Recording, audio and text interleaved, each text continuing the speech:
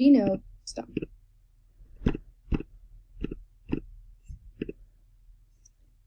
In this PowerPoint, we will talk about Earth and why does it happen.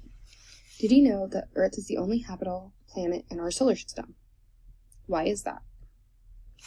So the first thing would be distance. It's the perfect distance from the sun, which means Earth is in the perfect spot where it is close enough to not be too cold, but far enough away for it to not be too hot.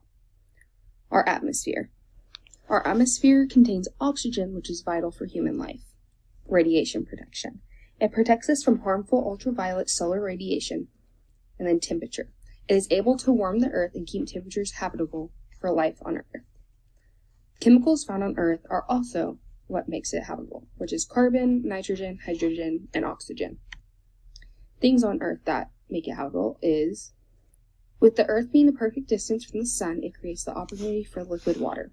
With liquid water, it is habitable. It is able to sustain life on Earth. Thank you.